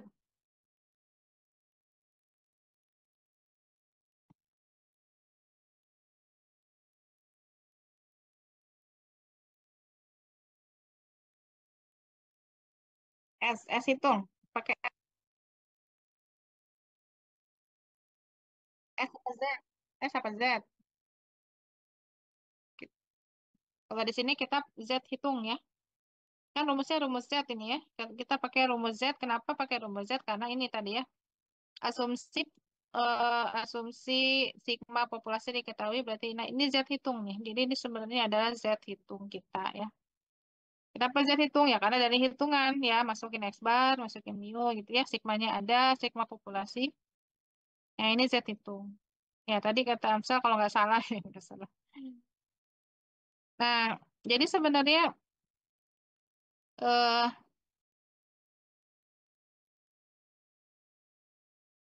perhatikan di sini kita itu hipotesisnya itu berkenaan dengan jadi ada yang hipotesis itu ada yang dua sisi, ada satu sisi sama juga seperti selang kemarin ya. Sedangkan kita ada yang selangnya itu ada di antara batas atas batas bawah gitu ya. Ada selangnya itu oh batas atasnya aja gitu ya atau batas bawahnya aja. Nah, ini juga sama. Nah, ini masalahnya apa nah kalau di sini apa kasusnya? Apakah jadi istilahnya dua sisi ada yang ada yang memakai istilah dua sisi atau dua ekor gitu, ada yang pakai sisi dan pakai ekor, satu ekor, dua ekor, satu sisi, dua sisi. Ya, yang saya tahu dua istilah itulah ya. Nah, kita tahunya dari mana? Ya, jadi tahunya dari sini. Dia ya pertama dari hipotesis nolnya kan sama sama ya. Eh, ya semua hipotesis nol biasanya yang beda itu adalah hipotesis satunya ya. Hipotesis nolnya sama. Menggunakan sama dengan gitu maksudnya ya. Kemudian kalau sama dengan berarti kan ada tiga kemungkinan gitu. Lawan dari sama itu ada tiga kemungkinan. Bisa lebih dari, bisa kurang dari, atau ya nggak sama gitu ya. Pokoknya nggak sama aja. Nggak samanya itu bisa ya pokoknya bisa lebih dari, bisa kurang dari gitu ya. Nah itu kondisinya. Nah sekarang kita lihat hipotesis alternatifnya itu lebih dari. Nah berarti kalau lebih dari fokusnya itu hanya kepada salah satu sisi aja, satu atau satu ekor aja, yaitu sebagian apa namanya,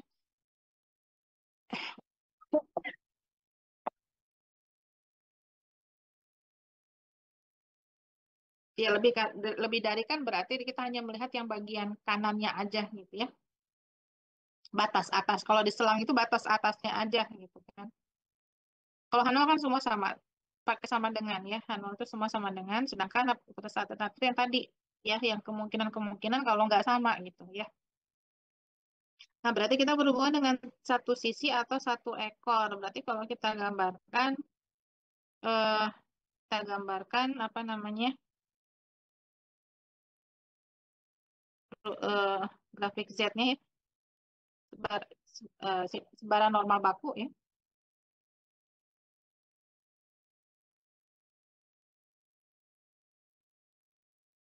Ya, kita berada pada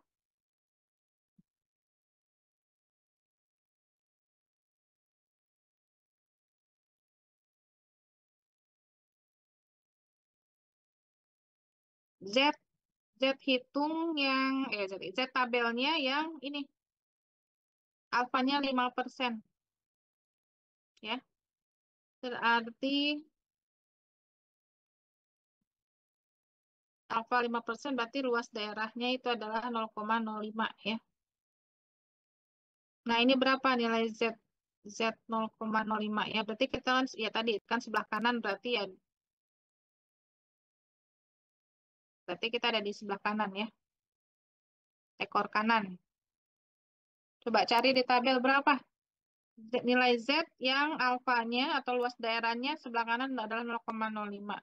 Ya, coba jawab dulu. Cari dulu.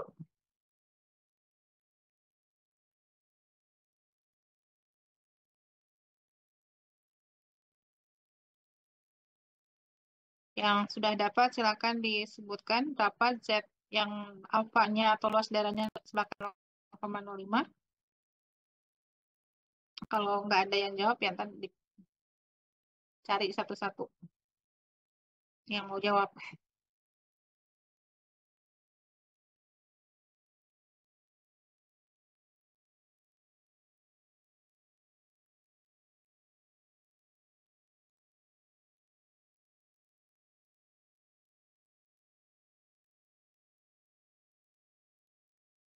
0,5199.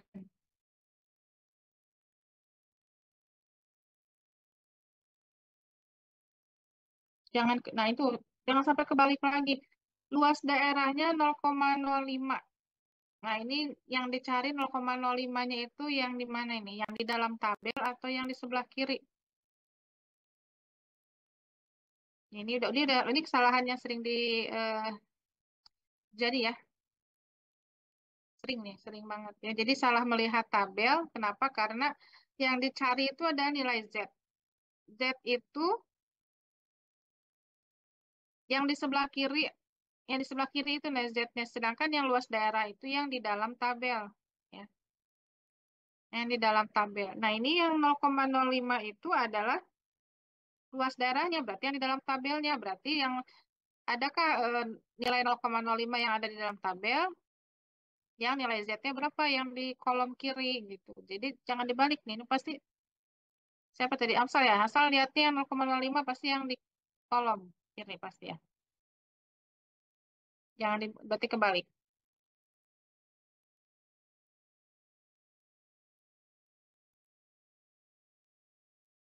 Ya, jadi kalau ngelihat alfa itu, ya soalnya beda ya, soalnya Z itu beda sendiri mas. Yang lain kan pakai alfa, T alfa, C alfa gitu ya. Alfanya tuh di luar gitu. F alfa. Nah, sedangkan Z itu justru alfanya itu di dalam tabel gitu. Kenapa? Karena luas daerah. Ya memang jadi karena tadi pindah-pindah tabel Z, tabel T gitu ya. Akhirnya jadi tadi pasti Amsal itu 0,05, 0,05 pasti yang ini ya jawabnya kan. Nah, justru yang ditanyakan itu adalah ini Z ini berapa? Nyari yang di dalam sini yang 0,05 gitu. Ayo cari sampai ketemu.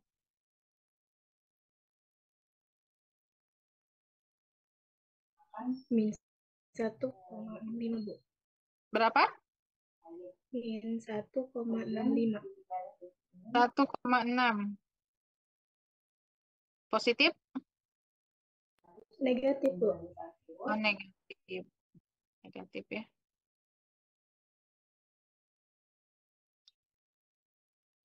Ya, ya ini mendekati memang betul ya. 0,0495 berarti 0,05 ya. Kalau mau adil, kalian kalau ini kekurangan, ini kelebihan, ambil tengah-tengahnya ya. 1,645 ya itu lebih adil ya. Jadi bukan 1,64, bukan 1,65, tapi ambil 1,645. Tapi ini kok negatif gitu ya. Ingat, nggak apa-apa. Jadi kalau 0,05-nya sebelah kiri, ini kan berarti sebelah kiri nih ya. Kenapa? Karena negatif, karena dia simetris. Nah, jadi kalau mau yang sebelah kanan, ya kita ambil yang positifnya ya.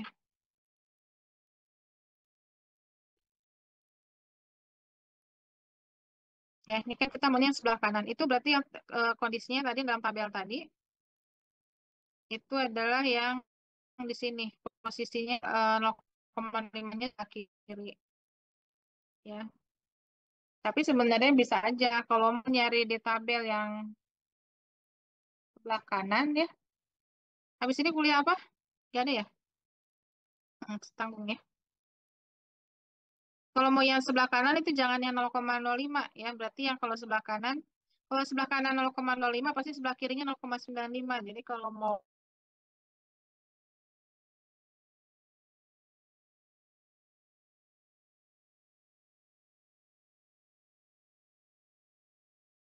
cari 0,95 ya, 5 tengah-tengah adalah 1,645 ya. Jadi sesuai ya. Jadi mau sebelah kiri berarti negatif, sebelah kanan positif ya. Cuma luas daerahnya 0, kalau yang ini berarti kan 0,05-nya luas daerahnya sebelah kanan gitu ya. Tapi sebelah kirinya yang 0,95. Ya, jadi selalu ingat gambarnya ya, karena tabel Z itu kan luasnya sebelah kiri. Jadi kalau mau yang sebelah kanan jangan lupa harus dikurangi dulu gitu ya. Mudah-mudahan nggak lupa lagi ya. Maksudnya jangan lupa lagi ya. Jangan kebalik-balik. Yang lain juga ya. Ini kayaknya pernah di kelas lain juga sama kebalik aja. Ini kesalahan yang sering terjadi nih. Mudah-mudahan kalau udah, mudah-mudahan ingat. Kalau udah pernah salah, jadi ingat terus ya. Kita lanjutkan dikit lagi.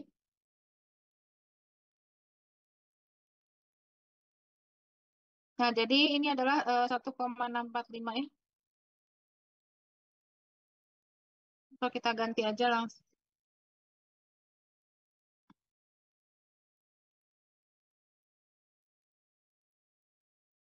Nah, saya tuliskan begitu aja ya, 1,645. Nah, jadi ada yang disebut, kalau dalam apa namanya grafik di sini, ada yang disebut sebagai wilayah kritis ya. Jadi wilayah kritis ini adalah, nah yang ini, yang di alfa ini ya. Ini yang disebut sebagai wilayah kritis.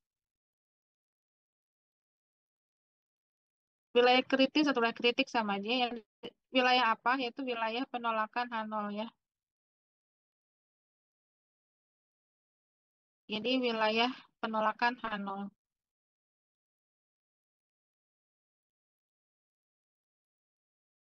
Nah, jadi apa kaitannya dengan Z hitung kita tadi? Apakah nilai Z hitung kita tadi jatuh di wilayah kritik atau tidak gitu ya? Nah, ini kan di sini kan batas Z-nya itu kan harusnya 1,645 ya. Ini berapa nih Z hitungnya? 2,02, 2 lebih ya. Berarti kan lebih dari 1,6 ya. Berarti di sini. Ini adalah Z hitung. Ada di mana? Oh, ternyata ada di dalam wilayah kritik ya. Jadi ini kalau wilayah penolakan, jadi setiap yang jatuh di daerah wilayah penolakan H0 ya, atau di wilayah kritik, ya berarti ya kita di situ kita apa mengambil keputusan adalah menolak H0 ya. Jadi ini keputusannya apa? Jadi kalau mau dituliskan ini begini sebenarnya. Jadi tuliskan dulu wilayah kritiknya. Ya, dibantu dengan gambar sebenarnya. Jadi wilayah kritiknya itu adalah Z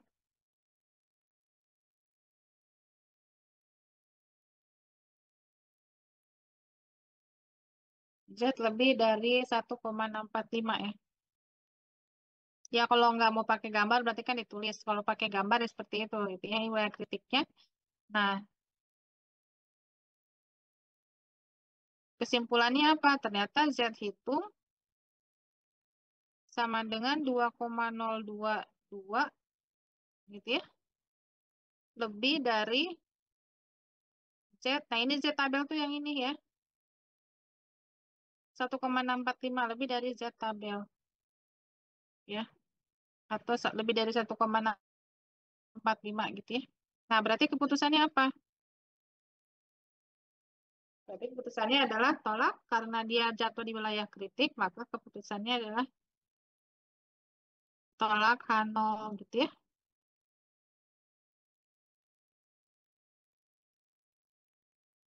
Menolak H0 berarti kita, kalau menolak H0 ya berarti kan menerima H1 itu ya. Menerima satu artinya apa? Jadi memang kita menyimpulkan bahwa mungkin saja gitu ya, ada indikasi rataan masa hidup sekarang ini lebih dari 70 tahun ya. Ada indikasi seperti itu. Nah, satu lagi takut lupa ya. Nah, kita bisa menolak atau menerima H0 itu bisa menggunakan wilayah kritik atau bisa juga dengan menggunakan nilai p-value. Pernah dengar nilai p-value? P-value? Pernah dibahas?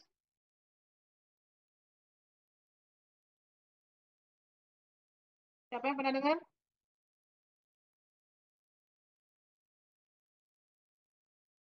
Apa itu p-value? Pernah dengar aja? Pernah dengar.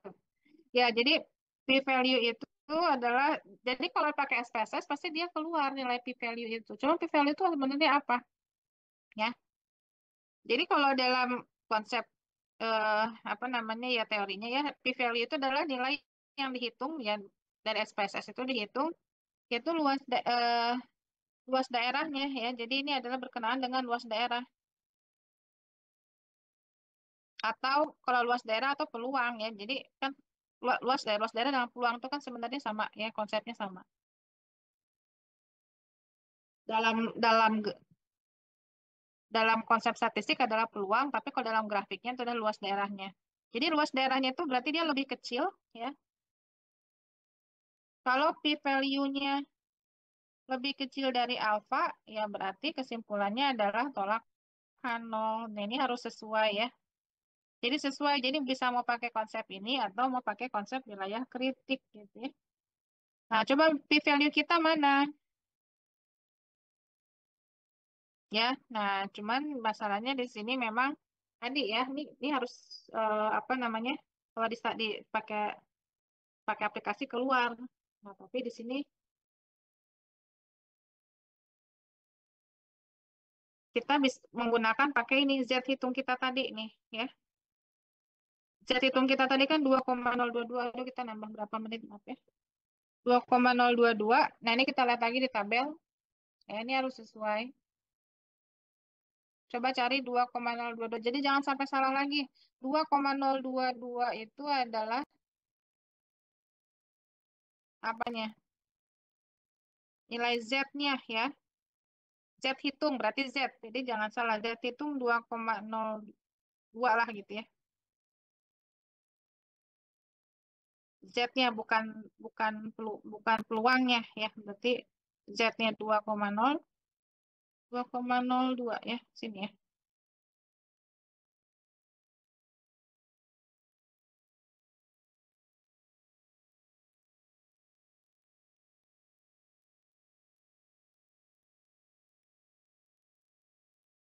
Nah, ini 0,9783. Nah, ini 0,9783 itu apa? Luas daerahnya. Tapi yang ada di sebelah kiri, ingat ya, gambarnya kan ada di sebelah kiri, gitu kan. Berarti p-value, tapi p-value itu ya, di sini kan ada di sebelah kanan ya, yang mau kita, tadi kan gambarnya tadi sebelah kanan. Maaf ya, nyampe berapa menit? 5 menit. Nah, ini kan, mana tadi gambarnya?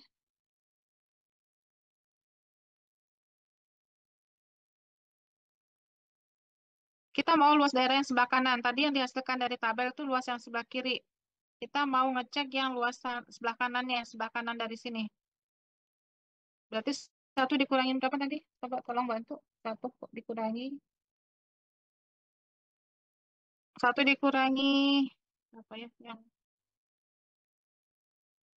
0,9783 berapa?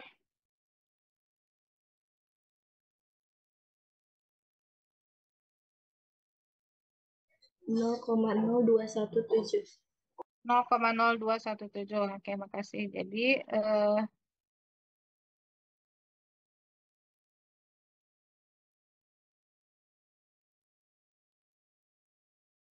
Jadi peluang Z lebih kita tuliskan gini ya.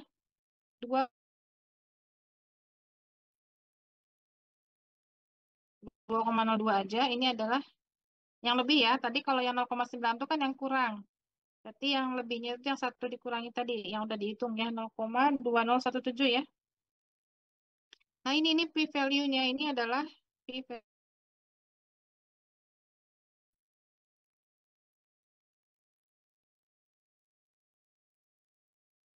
Nah, jadi p-value-nya ini 0,002 ya, salah, tambah ada 0. Ya, 0,02017.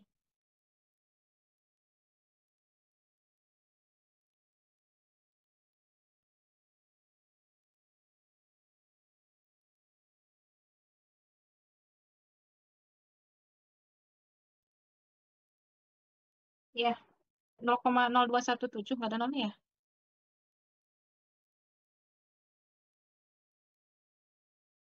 Nah, jadi itu p-value-nya. Nah, ini kalau berarti kan kalau kita kan melihat p-value dari mana ya? Dari tabel. Kalau SPSS dari mana ya? Sudah dia muncul sendiri. Ya, dia ngitung juga. Dia juga tahu gitu ya. Dia punya formula sendiri dan muncullah nilai p-value. Dan ketika p-value itu muncul, kita cek apakah ini kurang dari 5% atau tidak gitu ya. 0,02 kurang dari 0,05, iya betul. Berarti apa kesimpulannya? Tolakan 0. Gitu ya. Jadi kita punya dua kemungkinan, dua cara untuk menolakkan 0. Bisa menggunakan nilai kritik, bisa menggunakan dengan nilai PPLD. Ya, jadi begitu. Ya, nanti kita teruskan lagi. Kasih PR aja deh. Kasih PR untuk, coba dulu. Yang ini soal berikutnya ya. Silakan dikerjakan. Jangan sampai ada yang lupa ya. Ya, kalau yang lupa berarti saya juga nggak tahu. Kalau sering banget nih yang lupa, kalau PR-nya nggak dikumpulkan, kalau nggak dikumpulkan sering lupa. Ya, mungkin itu aja. Eh, eh, nah, mudah-mudahan kita bisa offline minggu depan ya. Kalau offline mudah-mudahan Rabu, Rabu lagi ya, jam 1. Insya Allah ya. Ya, kita tutup. Setelah kita kali ini membaca hamdalah.